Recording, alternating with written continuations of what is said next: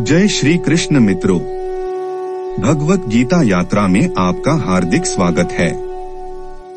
सबसे पहले चैनल को लाइक और सब्सक्राइब करें और उसके साथ ही आज हम प्रारंभ करते हैं तृतीय अध्याय कर्म योग। श्लोक 29 से इस प्रकार कर्मासक्त मनुष्यों की और सांख्य योगी की स्थिति का भेद बतलाकर अब आत्मतत्व को पूर्णतया समझने वाले महापुरुष के लिए यह प्रेरणा की जाती है कि वह कर्मासक्त अज्ञानी मनुष्यों को विचलित न करे। श्लोक 29 प्रकृतेर्गुण सम्मूढ़ाय सज्जन्ते गुणकर्मसु तानकृत्स्नविदो मंदानकृत्स्नविन विचाले। अर्थात माया के प्रभाव से मोहग्रस्त हुए मनुष्य सांसारिक कर्मों के प्रति आसक्त होकर कर्म में लग जाते हैं। अतः पूर्ण ज्ञानी मनुष्य को चाहिए कि वह उन मंदबुद्धि सकाम कर्मी वालों को विचलित न करे। इस प्रकार कर्मों की आवश्यक कर्तव्यता जा प्रतिपादन करके अब भगवान अर्जुन की दूसरे श्लोक में हुई प्रार्थना के अनुसार उसे परम कल्याण की प्राप्ति का एकांतिक और सर्वश्रेष्ठ निश्चित साधन बतलाते हुए युद्ध के लिए आज्ञा देते हैं। श्लोक 30 मयि सर्वाणि कर्माणि सन्न्यस्याध्यात्मचेतसा निराशीर्निर्ममो भूत्वा युध्यस्व विगतज्वरः।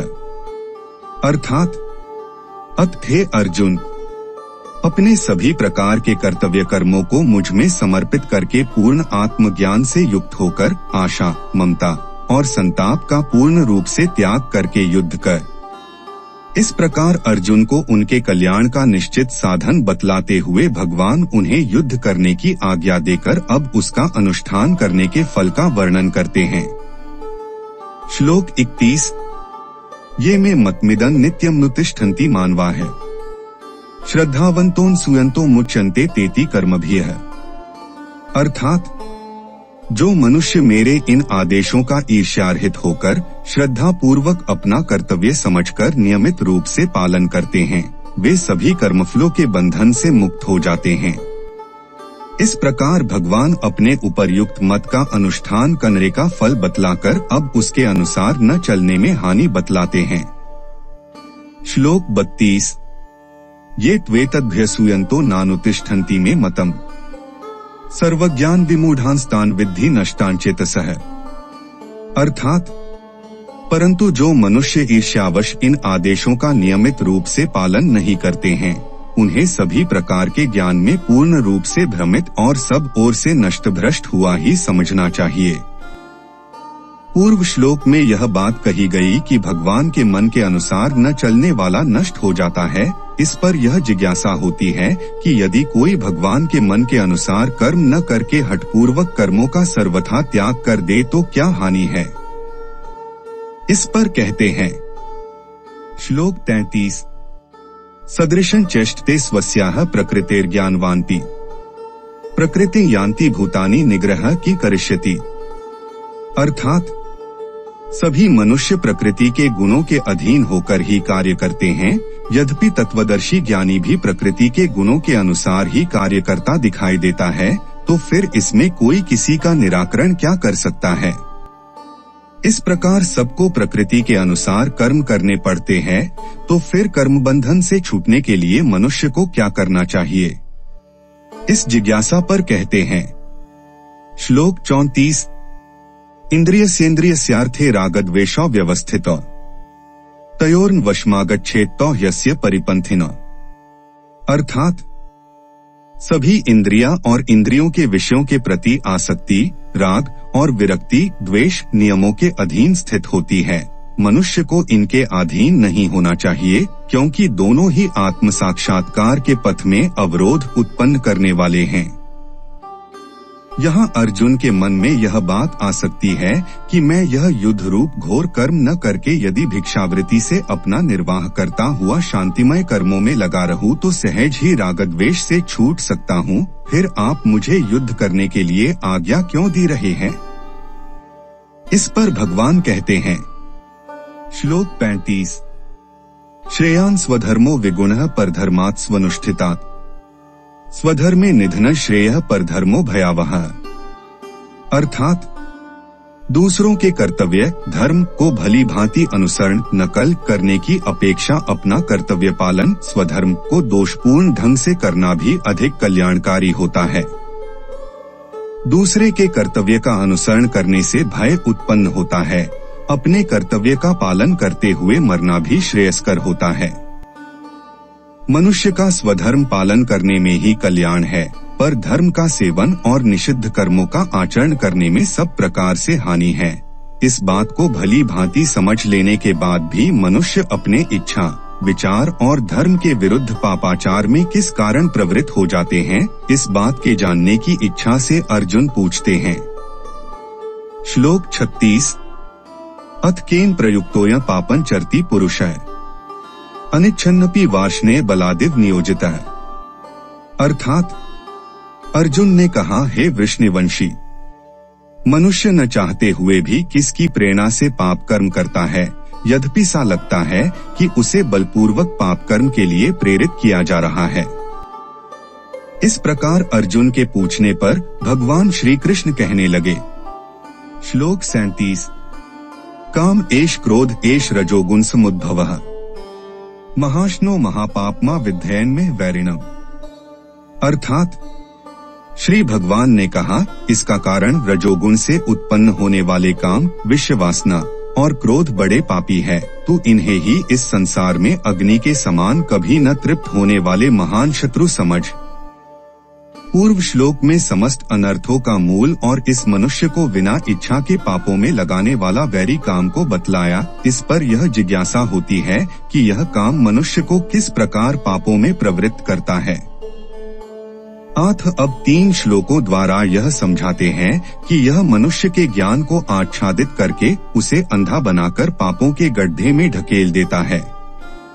श्लोक 38 धूमेनाव्रियते वह्निर्यथादर्शो मलेंच यथोल्बेनावृतो गर्भस्तथा तेनेद्मावृतम्।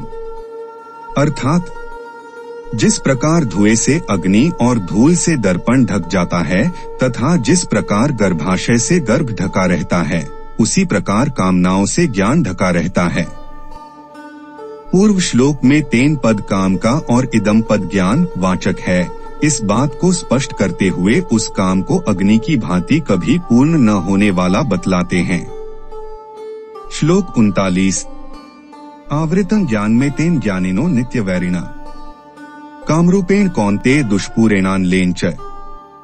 अर्थात हे कुंती पुत्र, इस प्रकार शुद्ध चेतन स्वरूप जीवात्मा का ज्ञान कामना रूपी नित्य शत्रु द्वारा ढका रहता है, जो कभी भी तुष्ट न होने वाली अग्नि की तरह जलता रहता है।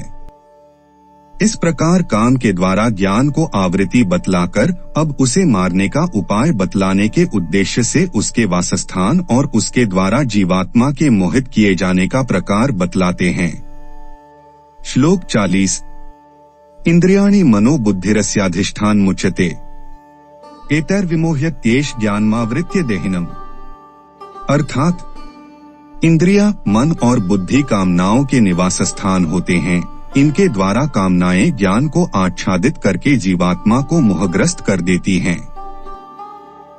इस प्रकार कामरूप वैरी के अत्याचार का और वह जहाँ छिपा रहकर अत्याचार करता है उन वासस्थानों का परिचय कराकर अब भगवान उस कामरूप वैरी को मारने की युक्ति बतलाते हुए उसे मार डालने के लिए अर्जुन को आज्ञा देते हैं। श्लोक 41 तस्मात् त्वमिन्द्रियाण्यादौ नियमय भर्तर्षभ पापमान प्रजिह्येनम् ज्ञान विज्ञान नाशन।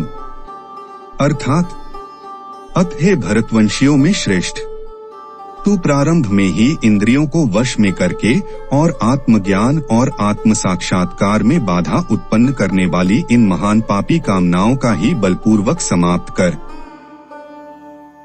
पूर्व श्लोक में इंद्रियों को वश में करके कामरूप शत्रु को मारने के लिए कहा गया। इस पर शंका होती है कि जब इंद्रिय मन और बुद्धि पर काम का अधिकार है और उसके द्वारा काम ने जीवात्मा को मोहित कर रखा है, तो ऐसी स्थिति में वह इंद्रियों को वश में करके काम को कैसे मार सकता है।